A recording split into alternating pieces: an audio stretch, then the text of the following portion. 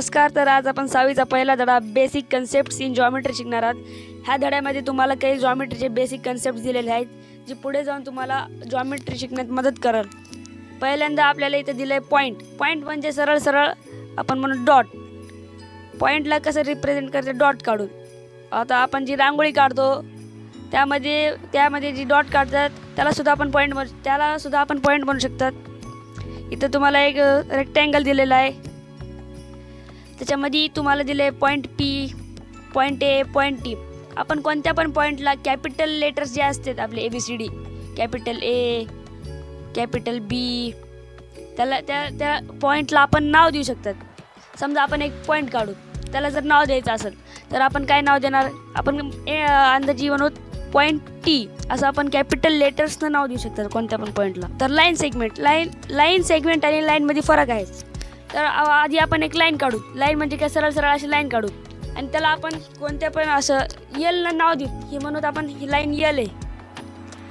आणि समजा आपण त्यात 2 पॉईंट काढले, ही एक पॉईंट आणि ही एक पॉईंट. ही झाला पॉईंट ए, ही झाला पॉईंट बी. तर ह्याच्यात काय झालं, ह्याच्यात जी लाईन आहे ती लाईन एल आहे. लाईन एल आहे ह्याच्यात लाईन म्हणलं तर. आणि जी सेगमेंट आहे ह्याच्यात सेगमेंट ए आणि बी आहे.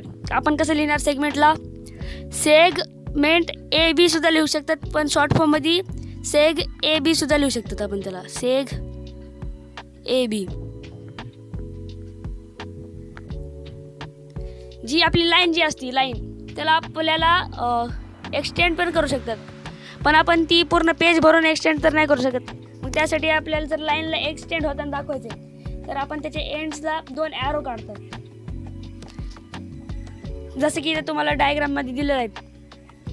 ही एक लाईन आहे, त्यावर एक सेगमेंट आहे AB आणि त्याला एक्सटेंड होताना दाखवण्यासाठी इथं 2 ॲरो काढलेत. जी सेगमेंटच्या शेवटला 2 पॉईंट असतात. आता समजा इथे पॉईंट दिलेत, पॉईंट ए आणि पॉईंट बी. त्या पॉईंट ए आणि पॉईंट बी सेग ए बीचे शेवटचे पॉईंट आहेत, त्याला आपण सेग ए बीचे एंड पॉईंट सुद्धा म्हणू शकतात. आपण लाईनला नेम देऊ शकतात, स्मॉल लेटर्स. जसं की दिले, a line is named using a small letters or by using any 2 points on the line. आपण लाईनला कसं नाव देऊ शकतात? समजा आपण इथे एक लाईन काढली, इथं आपण लाईन काय म्हणू शकतात? लाईन एल म्हणू शकतात. किंवा आपण काय लिहू शकतात? लाईन PQ किंवा लाईन QP. जसं दिलंय, name can also be written as line PQ और लाईन QP.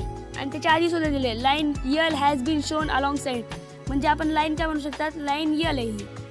किंवा आपण सरळ सरळ म्हणू शकतात लाईन QP किंवा लाईन PQ. दोन्ही प्रकारे आपण लाईनला रिप्रेझेंट करू शकतात. तर पुढे आपल्याला रेज दिलेलं आहे. रेज म्हणजे कसे? ऊर्जा, किरण, त्याला आपण रेज म्हणू शकतात. किरणला आपण रेज म्हणू, सूर्यकिरण. किरण म्हणजेच रेज. रेज कसे असतात?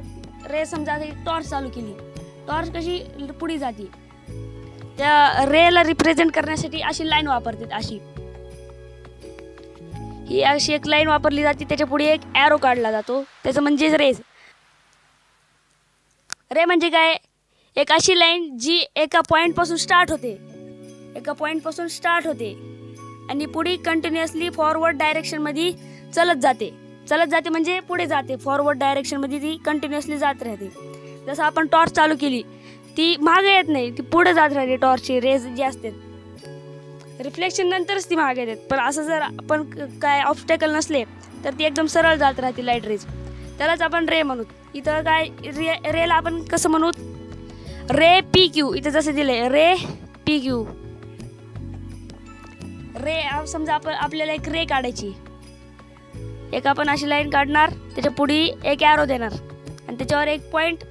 त्याच्या स्टार्टिंग पॉईंटला आपण ओरिजिन म्हणतात आणि त्या पॉईंटला आपण एक नाव देऊ. समजा R नाव दिलं.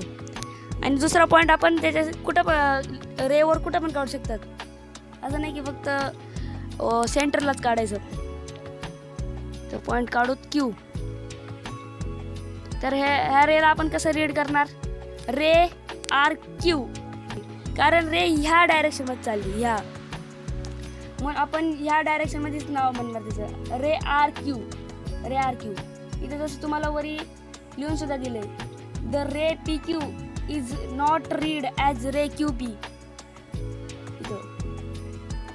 पी क्यू कारण ह्या डायरेक्शनमध्ये रे चालली, म्हणून ह्या डायरेक्शनमध्ये आपण त्याचं नाव रीड करणार, रे पी क्यू. तर हे आपण काय ॲरो का कशाबद्दल काढतो, ही जी ॲरो आहे, ही ॲरो जी आहे ही ॲरो आपण कशामुळे काढतो, जी रे आहे ती क्यूच्या डायरेक्शनमध्ये इन्फानाईट आहे. कोणत्या डायरेक्शनमध्ये, क्यूच्या डायरेक्शनमध्ये, कारण ती कोणत्या डायरेक्शनमध्ये चालली, क्यूच्या. म्हणून आपण काय म्हणणार ॲरोला, ती क्यूच्या डायरेक्शनमध्ये इन्फानाईट आहे, ह्याच्यामुळं आपण ती ॲरो दाखवतात. क्यूची डायरेक्शन म्हणजे कोणती, ही डायरेक्शन. पुढे आपल्याला प्लेन्स दिलेला आहे. तर प्लेन्स म्हणजे काय, फ्लॅट सरफेस. इथं जसं दिलंय, in mathematics a flat surface is called a plane. Flat surface म्हणजे कसं, तुमच्या बोर्ड, इथं जसं बोर्ड दिलं, बोर्डची फ्लॅट सरफेस त्याला आपण प्लेन म्हणू. ही टेबलची फ्लॅट सरफेस जी आहे, ही जी सरफेस आहे ही, त्याला आपण फ्लॅट सरफेस म्हणू, म्हणजेच काय, प्लेन. जर आपल्याला असं एक प्लेन दाखवायचं आहे जी चारही डायरेक्शनमध्ये एक्सटेंड होऊ शकते इन्फानाइटली, तर आपण कसं दाखवणार, जसं दाखवले एक प्लेन आहे आणि आपल्याला दाखवायचं आहे की तो ह्या डायरेक्शनमध्ये, ह्या डायरेक्शनमध्ये आणि ह्या डायरेक्शनमध्ये आणि ह्या डायरेक्शनमध्ये एक्सटेंड होते. तर आपण कसं दाखवणार, ॲरो रिप्रेझेंट करणार, ॲरोनं आधी एक ॲरो काढणार असा, म्हणजे काय, ही ह्या डायरेक्शनमध्ये वरच्या डायरेक्शनमध्ये एक्सटेंड होत आहे. साईडला ॲरो काढल्यावर म्हणजे काय, ह्या राईट साईडला ती एक्सटेंड होत आहे. डाऊन साईडला ॲरो काढल्यावर म्हणजे काय, डाऊन साईडने एक्सटेंड होत आहे. आणि लेफ्ट साईडने ॲरो काढल्यावर म्हणजे लेफ्ट साईडने एक्सटेंड होत आहे. तर आपल्याला पुढे पॅरलर लाईन्स दिलेले आहेत. पॅरलर लाईन्स म्हणजे कसे, मला एक एक्झाम्पल देतो. आता तुम्ही तुमच्या वहीचे पान बघा, ह्या वही इथं जर एक पेज दिलेलं आहे, पेजचा फोटो, तर त्यात तुम्ही बघाल की लाईन्स दिलेल्या आहेत, काय लाईन्स. तर ह्या लाईन्सला आपण काय म्हणू, ही लाईन्स एकमेकांना पॅरलर आहेत. कारण जर आपण ह्याला एक्सटेंड केलं तर ते पुढे जाऊन इंटरसेक्ट नाही होणार. इंटरसेक्ट म्हणजे कसे, मर्ज नाही होणार, मिक्स नाही होणार एकमेकांमध्ये. इथं त्याची डेफिनेशन सुद्धा दिलेली आहे. Lines which lie in the same plane but do not intersect are said to be parallel to each other. अशा लाईन्स जे का सेम प्लेनमध्ये आहेत पण एकमेकांना इंटरसेक्ट करत नाहीत, त्यांना आपण काय आणणार, ती दोन लाईन एकमेकांना पॅरलर आहेत. तर पुढे आपल्याला एक एक्झाम्पल दिलेलं आहे, म्हणजे ॲक्टिव्हिटी दिलेली आहे, त्याला आपल्याला सॉल्व करायचं आहे. Write the proper term intersecting lines or parallel lines in each of the empty boxes. तर इथं आपल्याला काही लाईन्स दिलेल्या आहेत, ही पहिलं, दुसरं आणि तिसरं. तर काय करायचं, ती एम्प्टी बॉक्स आहे त्यामध्ये आपल्याला लिहायचं ही इंटरसेक्टिंग लाईन आहे का पॅरलर लाईन आहे.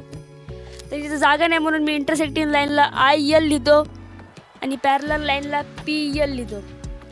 तुम्ही फुल फॉर्ममध्येच लिहा. तर पहिल्या ह्याच्यामध्ये ती इंटरसेक्ट करायला, पहिल्याचे ती इंटरसेक्ट करायला म्हणून काय होणार, IL. दुसऱ्या ह्याच्यात ती इंटरसेक्ट करायला, जर आपण त्याला एक्सटेंड केलं तरी सुद्धा ती इंटरसेक्ट करणार नाहीत, म्हणून ती काय झाले, पॅरलर लाईन झाली. आता पुढच्या एक्झाम्पलमध्ये तुम्हाला वाटत असेल ही लाईन पॅरलर आहेत कारण ते इंटरसेक्ट करत नाहीत, पण आपण जर ह्याला ह्या साईडनं एक्सटेंड केलं तर ते ह्या पॉईंटला येऊन ते इंटरसेक्ट करतील. मग ही काय झालं, इंटरसेक्टिंग लाईन्स.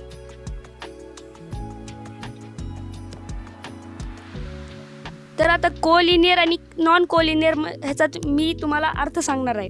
कोलिनियर म्हणजे कसे, एकानंतर एक येणारे, असं एकानंतर एक येते, जसं इथं दिलेलं आहे. ही जी 3 पॉईंट आहेत ही कोलिनियर आहेत. कसं काय, जर आपण इथून एक लाईन काढली तर ही 3 पॉईंट जी आहेत ती एका लाईनमध्ये फिट होऊ शकतात, एका लाईनमध्ये येऊ शकतात. मग ती काय झाली, ही 3 पॉईंट कोलिनियर झाली. एकानंतर एक येणाऱ्याला आपण कोलिनियर म्हणतात. आणि समजा जर आपण अजून ह्या 3 पॉईंट सोडून आपण अजून वेगळे 3 पॉईंट जर कन्सिडर केले, करून बघूत. आता समजा आपण ही एक पॉईंट कन्सिडर करू, ही एक पॉईंट कन्सिडर करूत आणि ही एक पॉईंट कन्सिडर करूत. तर आपण बघूत ही 3 पॉईंट कोलिनियर आहेत का नाही. तर आपण एक लाईन ड्रॉ करूत. ही आता तर ह्या लाईनमध्ये 2च पॉईंट येऊ शकतात. तिसरा पॉईंट हा पॉईंट येऊ शकत नाही कारण ही दुसऱ्या जागेवर आहे. मग ही काय झालं, नॉन कोलिनियर झाले. असे पॉईंट जी एका लाईनमध्ये येऊ शकतात. जर असे 3 पॉईंट आपण ड्रॉ केले, 3 पॉईंट जर आपण ड्रॉ केले आणि त्याच्यावरून आपण एक लाईन ड्रॉ केली आणि जर ती तिन्ही पॉईंट एकाच लाईनमध्ये येत असतील तर त्याला आपण कोलिनियर म्हणू. आणि जर नसतील येत तर आपण त्याला नॉन कोलिनियर म्हणू. तर अशा प्रकारे आपला धडा संपलेला आहे. व्हिडिओ जर आवडला असेल तर लाईक करा आणि चॅनलला सबस्क्राईब करा. धन्यवाद.